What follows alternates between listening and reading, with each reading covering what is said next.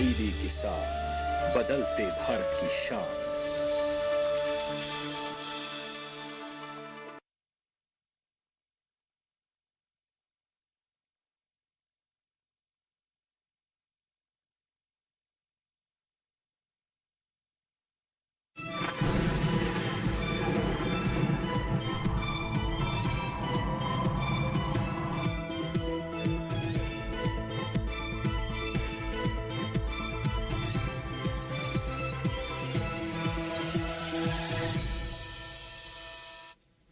नमस्कार, आप सभी का स्वागत मौसम खबर में। मैं हूं मुकुल शर्मा। मौसम खबर में आपको बताएंगे देश के अलग अलग हिस्सों में क्या स्थिति रहेगी, बारिश की या गर्म हवाओं की, और इसके साथ ही तापमान में किस तरह का बदलाव आएगा, या प्रमुख शहरों की बात की जाए क्या स्थिति होगी। लेकिन सबसे पहले नजर डालते हैं मौसम की बड़ी खबरों पर। जी हाँ, क्या कुछ खास गतिविधि है जो दर्ज की जा सकेगी, ये आपको हम बता देते हैं। और पहली बड़ी खबर की अगर बात की जाए तो आप देख सकते हैं जम्मू कश्मीर, जहां पर इक्का दुक्का जगह ओले पड़ने के आसार बनते नजर आ रहे हैं।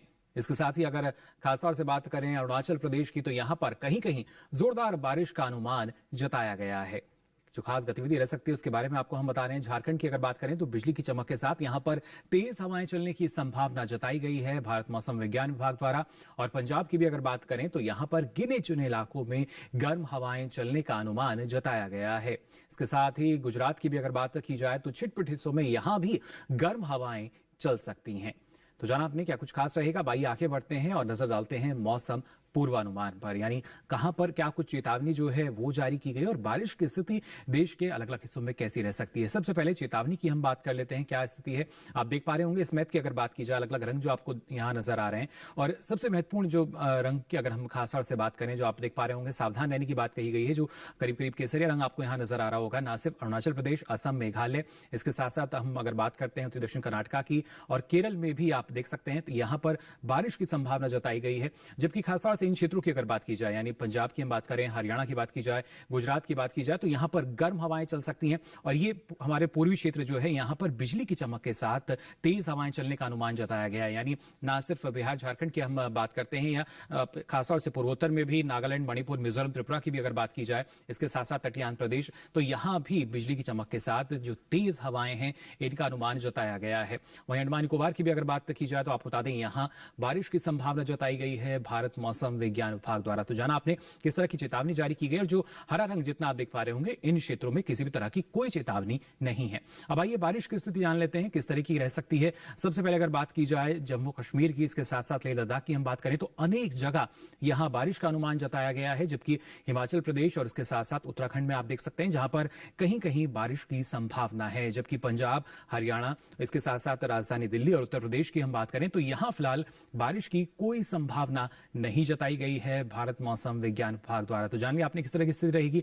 पूर्वी भारत की अगर बात की जाए तो असम, मेघालय, जहां पर अधिकतर जगह बारिश की स्थिति बनी हुई है। इसके साथ साथ अरुणाचल प्रदेश की अगर बात की जाए, या फिर नागालैंड, इसके साथ साथ आप देख सकते हैं मणिपुर, मिजोरम और त्रिपुरा, तो यहां पर अनेक जगह बारिश होगी। हालांकि ओडिशा, गांगे पश्चिम बंगाल और बिहार की बात की जाए तो यहां भी कई जगह बारिश। और दक्षिण भारत में आप देख सकते हैं केरल की अगर हम बात करते हैं तो यहां पर अधिकतर जगह बारिश का अनुमान जताया गया है। साथ ही अंडमान निकोबार में भी लगभग यही स्थिति है। जबकि तमिलनाडु और भीतरी दक्षिण कर्नाटका की हम बात करें तो कई जगह यहां बारिश होगी। जबकि रायलसीमा की बात की जाए या भीतरी उत्तरी कर्नाटका की हम बात करें तो यहां भी अनेक स्थानों पर बारिश। जबकि तेलंगाना में कहीं कहीं बारिश का अनुमान जताया गया है। मध्य भारत की स्थिति आइए जान लेते हैं क्या रह सकती है। ना सिर्फ छत्तीसगढ़ की हम बात करें, विदर्भ, मराठवाड़ा, इसके साथ साथ मध्य महाराष्ट्र, कोंकण, गोवा की बात की जाए, या फिर गुजरात की हम बात करें, तो इन क्षेत्रों में कहीं कहीं बारिश का अनुमान जताया गया है। जबकि जो बाकी क्षेत्र हैं, यानी पश्चिमी राजस्थान, पूर्वी राजस्थान की बात की जाए, मध्य प्रदेश की हम बात करें, या सौराष्ट्र और कच्छ की बात करें, यहां फिलहाल बारिश नहीं होगी। लेकिन पिछले 24 घंटों के दौरान क्या स्थिति दर्ज की गई है, मौसम में जो खास गतिविधि रही वो आपको हम बता देते हैं। देखिए लगातार जो बारिश की स्थिति है वो आप देख पा रहे होंगे। यहाँ पर ना सिर्फ हिमाचल प्रदेश की बात की जाए, उत्तराखंड की हम बात करें, पश्चिमी उत्तर प्रदेश की बात की जाए, पूर्वी उत्तर प्रदेश की हम बात करें, तो लगातार कहीं कहीं जो बारिश है वो यहाँ दर्ज की गई। और पंजाब में भी आपने देखा। साथ ही जम्मू की अगर बात करें तो यहाँ भी ना सिर्फ बारिश बल्कि जो तेज हवाएं हैं वो भी यहाँ दर्ज की गई पिछले 24 घंटों के दौरान जो स्थिति रही है। और इसके साथ ही अगर पूर्वी भारत की हम बात करें तो पूर्वोत्तर राज्यों में लगातार जो बारिश का सिलसिला है वो जारी है, तो इसके साथ ही जो तेज हवाएं हैं वो भी इन राज्यों में दर्ज की जा रही हैं। ना सिर्फ अरुणाचल प्रदेश की हम बात करें, असम मेघालय की बात की जाए, नागालैंड मणिपुर मिजोरम और साथ ही आप बिहार झारखंड में भी देख सकते हैं बारिश की स्थिति यहां बनती नजर आई पिछले 24 घंटों के दौरान। लक्षद्वीप में भी आप देख सकते हैं जो बारिश की स्थिति यहां बनी पिछले 24 घंटों में, तो अंडमान निकोबार में भी और उसके साथ साथ केरल तमिलनाडु में आप देख सकते हैं तेज हवाएं यहां पर चली। इसके साथ ही भीती दक्षिण कर्नाटका की हम बात करें, तेलंगाना की बात की जाए, तटीय आंध्र प्रदेश की बात की जाए, रायलसीमा जहां पर बारिश के साथ जो तेज हवाएं हैं वो भी दर्ज की गई। जबकि मध्य भारत में छत्तीसगढ़ की अगर हम बात करते हैं तो यहां आप देख सकते हैं कहीं कहीं बारिश दर्ज हुई। तो इसके साथ ही कोंकण और गोवा में भी कई जगह जो बारिश है वो दर्ज की गई पिछले 24 घंटों के दौरान। तो क्या कुछ खास स्थिति मौसम की रही है वो आपने जान लिया पिछले 24 घंटों के दौरान, जिस तरह का अनुमान जताया गया था भारत मौसम विज्ञान विभाग द्वारा। और इसके साथ ही आपको बता दें मौसम खबर में यहां वक्त तो चला एक छोटे से ब्रेक का। ब्रेक से लौटेंगे तो आपको बताएंगे मौसम में क्या रहेगा खास। आप बने रहिए दूरदर्शन किसान पर।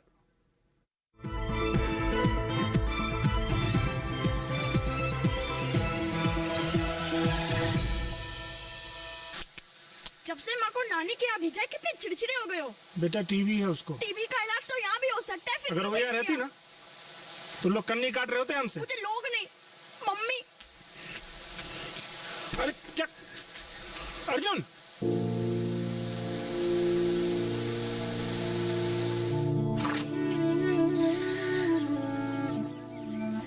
अर्जुन बहुत मिस कर रहा था तुमको। और मैं भी टीवी रिमोट का सर पर समझ नहीं पा रहा था। अपनों का जोड़ है टीबी का तोड़, तो फिर भेदभाव क्यों? टीबी के इलाज में अपनों का साथ दें।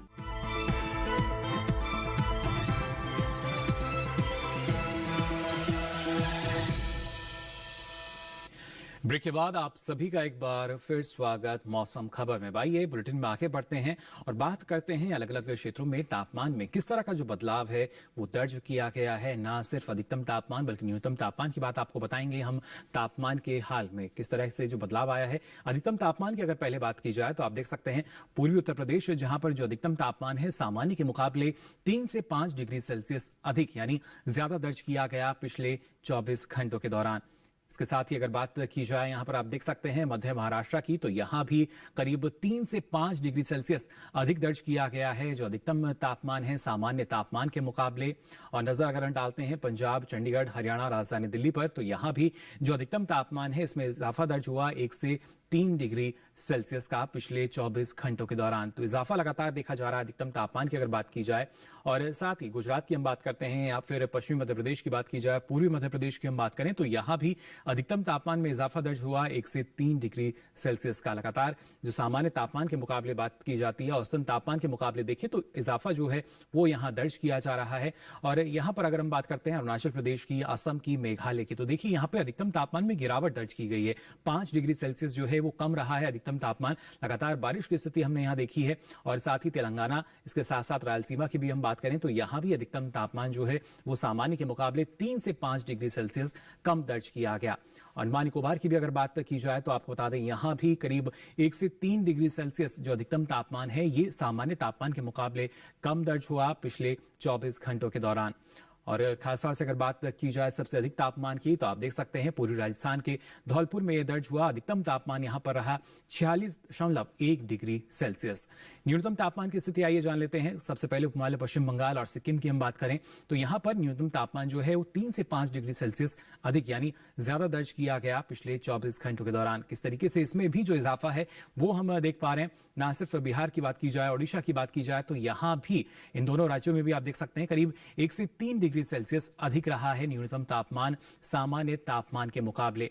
साथ ही अगर बात करते हैं हम ना सिर्फ सौराष्ट्र कच्छ की और आप देख सकते हैं जो दूसरे राज्य हैं यानी विदर्भ, इसके अलावा छत्तीसगढ़ की भी अगर बात की जाए तो यहां भी जो न्यूनतम तापमान है ये 1 से 3 डिग्री सेल्सियस अधिक दर्ज किया गया है यानी ज्यादा दर्ज हुआ सामान्य तापमान के मुकाबले। और खासतौर से सबसे कम तापमान की हम बात करें तो पश्चिमी उत्तर प्रदेश के मेरठ में ये दर्ज हुआ और यहां न्यूनतम तापमान रहा 21.6 डिग्री सेल्सियस पिछले 24 घंटों के दौरान। सबसे कम तापमान जो है यहां दर्ज किया गया। लेकिन देश के प्रमुख शहरों की अगर बात की जाए तो वहां पर अधिकतम या न्यूनतम तापमान की स्थिति क्या दर्ज की गई है, आइए इस पर भी डालते हैं नजर।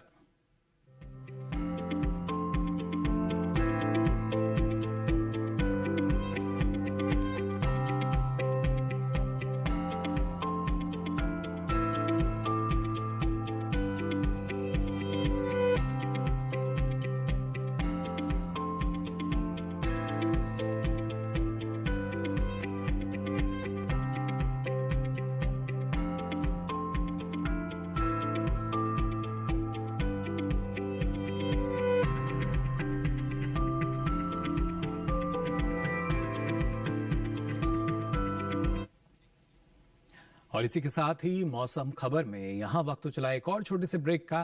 ब्रेक से लौटेंगे तो आपको बताएंगे और क्या कुछ खास रहेगा मौसम में। आप बने रहिए दूरदर्शन किसान पर।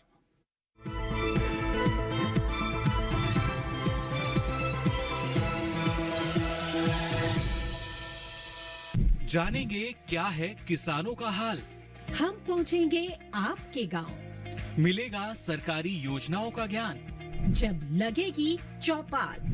देखिए चौपाल चर्चा सोमवार से शुक्रवार सुबह 9 बजे सिर्फ दूरदर्शन किसान पर।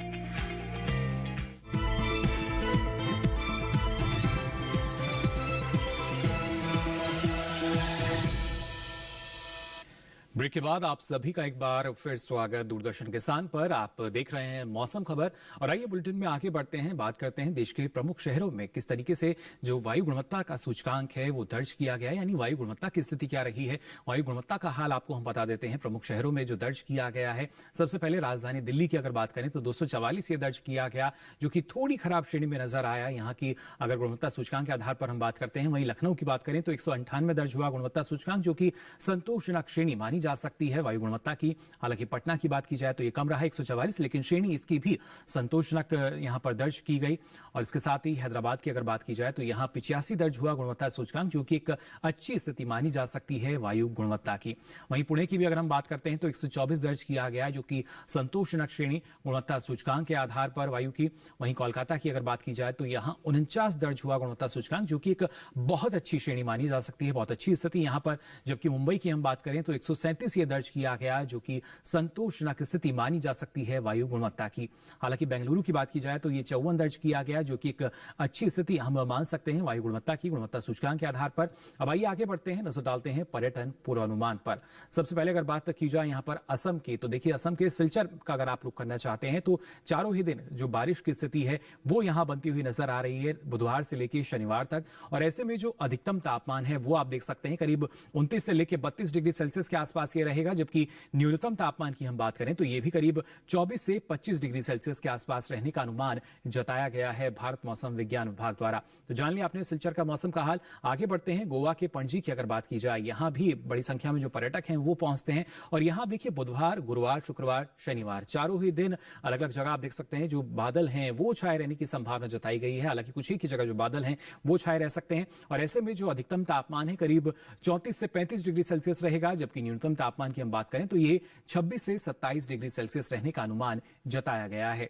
इसके साथ ही आइए रुक करते हैं हरियाणा के कुरुक्षेत्र का। तो यहां भी आप देख सकते हैं चारों ही दिन जो मौसम है वो पूरी तरीके से खुला हुआ नजर आ रहा है, यानी बुधवार से लेकर शनिवार तक कोई खास गतिविधि मौसम में नहीं है। लेकिन अधिकतम तापमान की बात की जाए तो इसमें इजाफा हम देख सकते हैं, बुधवार को 41 है तो शनिवार को ये 43 डिग्री सेल्सियस पर पहुंच सकता है। लेकिन न्यूनतम तापमान की हम बात करें तो ये भी करीब 25 से 27 डिग्री सेल्सियस के आसपास रहने का अनुमान जताया गया है। तो ये तो बात हुई कुरुक्षेत्र की। आगे बढ़ते हैं, हिमाचल प्रदेश के मनाली की अगर बात की जाए तो देखिए यहाँ जो पहले 3 दिन है यानी बुधवार, गुरुवार, शुक्रवार बारिश की स्थिति यहां बनती हुई नजर आ रही है। जबकि शनिवार में कुछ एक जगह जो बादल हैं वो जरूर छाए रह सकते हैं। और ऐसे में जो अधिकतम तापमान है करीब 25 से 28 डिग्री सेल्सियस रहने का अनुमान जताया गया है। और जो न्यूनतम तापमान की बात की जाए तो ये करीब आप देख सकते हैं 12 से 13 डिग्री सेल्सियस के आसपास रह सकता है। लेकिन शुरुआत के 3 दिन जहां पर बारिश की स्थिति जो है बनती हुई नजर आ रही है। हालांकि कर्नाटका के विजयवाड़ा की हम बात करें तो ना सिर्फ यहां बुधवार, गुरुवार, शुक्रवार, शनिवार चारों ही दिन जो बारिश की स्थिति है वो आप देख सकते हैं, बारिश का सामना आपको यहां करना पड़ सकता है।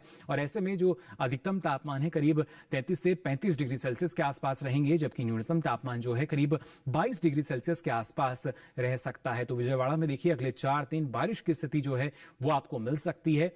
अब आइए नजर डालते हैं लद्दाख पर। यहाँ भी जो पर्यटक हैं पहुंचते हैं, काफी चुनौतीपूर्ण जो जगह है यहाँ पे। लेकिन आप देख सकते हैं यहाँ बुधवार से लेकर शनिवार तक लगातार जो बादल हैं वो छाए रहेंगे। अमूमन इस तरह का जो मौसम है वो यहाँ पर बना रहता है। लेकिन जो अधिकतम तापमान की हम बात करें तो ये करीब 17 से 19 डिग्री, 16 भी एक दिन ये पहुंच सकता है, लेकिन 16 से 19 डिग्री के आसपास ये बीच में रहेगा। जबकि न्यूनतम तापमान की हम बात करें तो ये 7 से 8 डिग्री सेल्सियस के आसपास रहने का अनुमान जताया गया है। जबकि मिजोरम के आइजोल की अगर हम बात करते हैं तो आप देखिए बुधवार से लेकर शनिवार शनिवार तक लगातार जो बारिश का दौर है वो यहाँ पर हम मान सकते हैं छाया रहेगा, क्योंकि लगातार जो बारिश की स्थिति है वो जरूर यहाँ बनती हुई नजर आ रही है अगले 4 दिनों के दौरान भी। और ऐसे में जो अधिकतम तापमान की हम बात करें तो ये 28 से 30 डिग्री सेल्सियस के आसपास रहेगा, जबकि न्यूनतम तापमान जो है वो भी करीब 18 से 20 डिग्री सेल्सियस के आसपास रहने का अनुमान जताया गया है। इसके साथ ही ओडिशा के पुरी की अगर बात की जाए, यहाँ भी जो पर्यटक हैं वो बड़ी संख्या में पहुंचते हैं, तो देखिए यहाँ भी बुधवार से लेकर शनिवार तक कुछ एक ही जगह जो बादल हैं वो जरूर छाए रह सकते हैं और कोई खास गतिविधि तो यहाँ पर नजर नहीं आ रही। लेकिन इसके साथ साथ जो अधिकतम तापमान की बात कर रहे हैं तो देखिए करीब ये 34 से 36 डिग्री सेल्सियस के आसपास रह सकता है, जबकि न्यूनतम तापमान की हम बात करें तो ये 27 से 28 डिग्री सेल्सियस के आसपास रह सकता है। इस तरह की जो स्थिति है वो यहाँ बनती हुई नजर आ रही है। और तमिलनाडु के कन्याकुमारी की अगर बात की जाए, यहाँ भी जो पर्यटक हैं वो पहुंचते हैं, तो देखिए यहाँ भी फिलहाल बारिश की जो स्थिति है वो बनती हुई नजर आ रही है। बुधवार, गुरुवार, शुक्रवार और इसके साथ साथ शनिवार की भी अगर बात की जाए, चारों ही दिन आप देख सकते हैं बारिश की स्थिति यहाँ पर बनी रहेगी। और ऐसे में जो अधिकतम तापमान है करीब 31 से लेकर 33 डिग्री सेल्सियस के आसपास रह सकता है, जबकि न्यूनतम तापमान की हम बात करें तो ये 24 से 25 डिग्री सेल्सियस के आसपास रहने का अनुमान जताया गया है। वहीं उत्तर प्रदेश के वाराणसी की अगर बात की जाए तो मौसम यहाँ पर पूरी तरीके से खुला रहेगा, कोई भी खास गतिविधि यहाँ नजर नहीं आ रही है बुधवार से लेकर शनिवार तक। लेकिन जो अधिकतम तापमान है वो आप देख सकते हैं करीब 41 से लेकर 43 डिग्री सेल्सियस तक ये पहुंच सकता है। वहीं न्यूनतम तापमान की बात की जाए तो ये 29 से 30 डिग्री सेल्सियस के आसपास रहने का अनुमान जताया गया है भारत मौसम विज्ञान विभाग द्वारा। तो जान लिया आपने वाराणसी के मौसम का हाल, और यही मौसम है जो कि लगातार प्रभावित करता है न सिर्फ कृषि क्षेत्र को बल्कि अलग अलग फसलों को। ऐसे में मौसम को ध्यान में रखते हुए किसान कौन कौन से कृषि कार्य कर सकते हैं, आइए जान लेते हैं इस खास रिपोर्ट में। राजस्थान में जीरे के खेत में सिंचाई करें, किसान कपास की बुआई कर लें, यहीं गन्ने के खेत में सिंचाई कर सकते हैं। गन्ने में कीट लगने की संभावना बनी हुई है, ऐसे में गन्ने में कीटों से बचाव के लिए कृषि विशेषज्ञों की सलाह से कीटनाशक का छिड़काव कर लें। इसके अलावा मूंगफली की बुआई का समय सही है, वहाँ धान की नर्सरी के लिए खेत तैयार करें। राजस्थान में मूंग के खेत में सिंचाई कर लें, यहाँ पपीते की रोपाई कर सकते हैं। इसके साथ ही बाजरे की बुआई करें। अभी भिंडी में कीटों से बचाव के लिए कृषि विशेषज्ञों की सलाह से कीटनाशक छिड़कें। गुजरात में गन्ने के खेत में जरूरी उर्वरक इस्तेमाल करें। किसान धान के खेत में जरूरी उर्वरक डालें। धान के खेत से पानी की निकासी का उचित प्रबंध कर लें। साथ ही भिंडी के खेत में निराई कर सकते हैं। वहीं लोबिया के खेत में निराई करते रहें। लोबिया के खेत में सिंचाई कर लें। गुजरात में बीन के खेत में सिंचाई करें। बीन के खेत में निराई करते रहें। गुजरात में अरहर के खेत से खरपतवार निकालें। किसान उड़द के खेत से घास फूस निकालें। इस समय बैंगन में कीट लगने की आशंका है, ऐसे में बैंगन में कीटों से बचाव के लिए कृषि विशेषज्ञों की सलाह से कीटनाशक छिड़कें।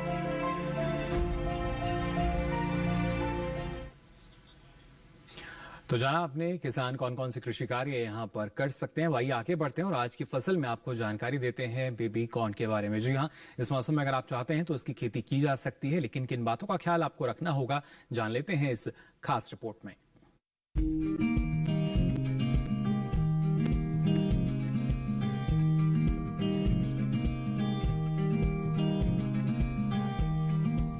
बेबी कॉर्न मक्का की कोई किस्म नहीं है, बल्कि वो अवस्था है जब भुट्टे में दाने बनने वाले हो या बनने शुरू हुए हों। इसका इस्तेमाल सलाद के साथ साथ सब्जी, खीर और हलवे में भी होता है। भारत में इसकी खेती मुख्य रूप से शहरों से सटे इलाकों में होती है। ये काफी पोषक है और शायद यही बढ़ती हुई मांग की वजह है।